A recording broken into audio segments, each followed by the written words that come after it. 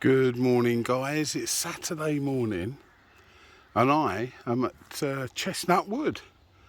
I'm going to have a little look round after we found those few bits and pieces in the week, or Monday. It's a week, well, 5 days later, so we're going to have a little look round, see if anything else has popped up after all the rains we've had. We even had a little bit of rain last night, but that probably won't affect what's coming up. So let's go and have a look, see what we can find. Don't forget, guys, if you enjoyed the video, give us a big thumbs up, keep them lovely comments coming, lots of likes, and don't forget, if you haven't already, just hit that subscribe button. It doesn't cost you a penny, but it helps build the channel. So thank you, guys, it's very much appreciated to all those new subscribers. So let's go and see what we can find in Chestnut Wood on this Saturday morning. Just down here, guys, in this leaf litter, we have got coming up a lovely blusher. That's the second blusher of the season. A little bit dirty because the earth's a bit dry here under this tree, but we give him a little tap, get some of those bits of dirt off. You can see what a lovely blusher he's going to be. There we go, nice start to our walk. A lovely young blusher. Let's carry on and see what else we got. It's just starting to rain, guys. I don't know if you can hear the rain, but under this big chestnut tree, sweet chestnut tree, been knocked over. It's another lovely, oh, it looks like there would have been two. Look, there's the base of the first one, so it's either someone's cut it or picked it, or it's been knocked over. And there is a lovely blusher been knocked over. There we go, that lovely cap with the remains of that egg sac on there. Quite a nice size. It is an edible, the blusher, but you do have to be careful because a lot of this family really are not good for us. They will make you ill, so unless you're 100% sure you've got a blusher, it's best not to eat anything or take anything home to cook. So there you go, a lovely blusher, been knocked over, but a lovely blusher. I don't know if you can see, guys, but it's lovely, lovely rain, fresh rain. The smell is fantastic here in the wood. And I don't know if you're going to spot what I've just spotted, but just there, we have got, if I can get over without falling over, we've got a chicken of the woods. Can you see him?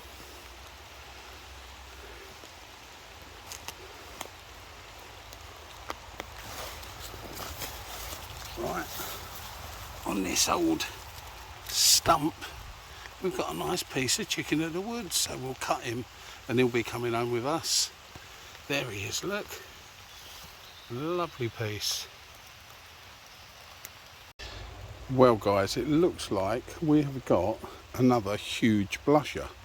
I don't know if you can see it from here, if you can spot it, but right at the tip of my finger there, it looks like a massive big blusher. There we go. That's the third blusher of the morning. And what a lovely example it is. There we go, look. Let's get some of that leaf litter out of the way so that you can see it. There we go, what a lovely big blusher. So that's the third one of the morning. Isn't it lovely? With that beautiful, beautiful skirt. And that skirt's got those little saturations in it, those little grooves all around the skirt. That's one good way of telling a blusher. But what a lovely, lovely example. There we go. Third one of the morning. Let's see if we can find some more. Now guys, I've got that serious smell of a stinkhorn. So we're going to see, if I don't move too much, we're just going to check to see if we can find it. But it's got to be close because it's quite a big, strong smell. Wow, very strong. But I can't see anything at all. That's the trouble with stinkhorns. If they've had the cap taken away by flies, it's not easy to spot them. But the smell is so strong. I wouldn't be surprised if there's two somewhere. Nothing under here, I don't think. No. Didn't know if that was one pushing up the... Oh, I've spotted him. I've spotted him under this tree. There we go, look at that. And it looks to me like the flies have nearly stripped all the spores off that cap. That sticky solution that's on the cap, which is all the spores. And then the flies come down and they'll carry that sticky solution to other parts of the wood or the forest, wherever you are. Sorry, got some mosquitoes about, I think. And there we go.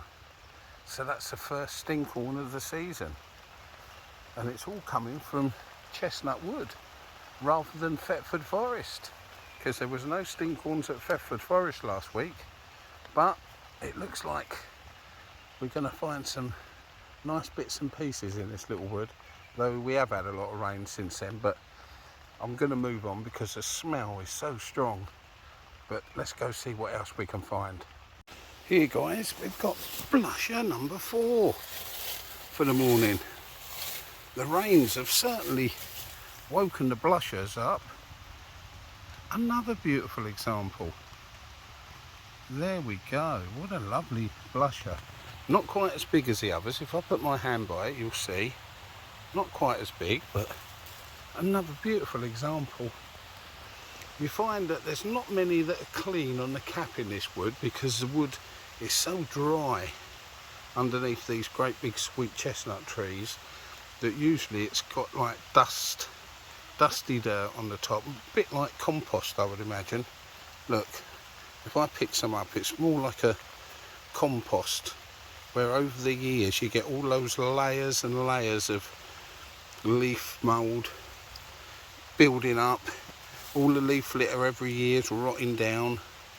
As you can hear, it's really starting to rain heavy now, but I'm nice and dry under here, so it shows you why the ground is so dry. Even though we've had all those heavy showers, and we had thunderstorms last night, but walking in here you wouldn't imagine it, how dry it is. But there you go, number 4, another lovely blusher.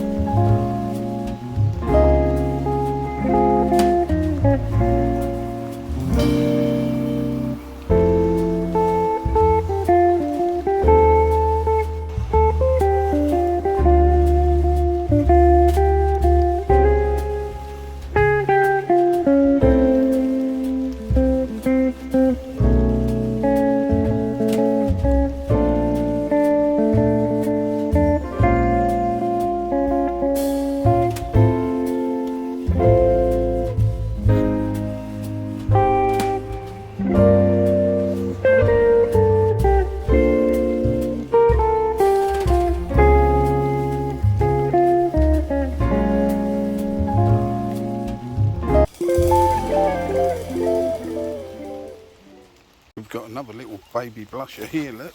There he is, just coming up. He really is small, look, next to my finger. But another little blusher.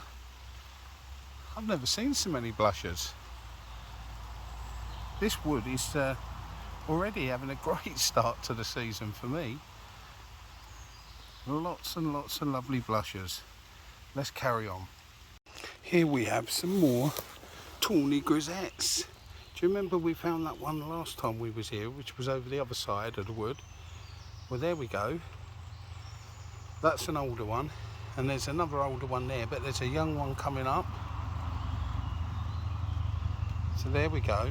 Lovely tawny grisettes, a bit damaged and a bit old, but that's what we've got. So let's carry on and see what else we can find. There's yet another big blusher been knocked over. There we go.